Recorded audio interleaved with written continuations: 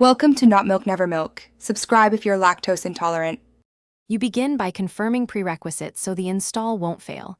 Ensure battery is at least 50% and plug into power. Backups matter, so backup photos, contacts, and app data to cloud or use ADB. Once done, free up 5 to 10 gigabytes of storage to let the package unpack. Now open Settings, tap System, then System Update to check for Android 14.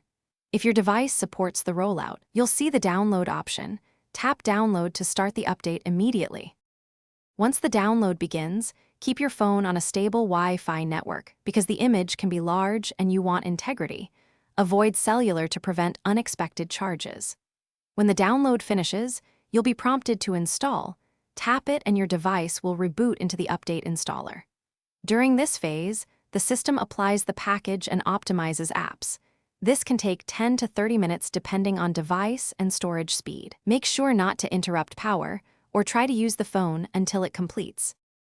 After the update completes, you'll land on the lock screen, sign in and follow setup prompts. You should verify settings right arrow about phone to confirm Android 14 and the new build number, and then update apps from the Play Store so they match the platform. If the device gets stuck or boots slowly, try a soft reboot first.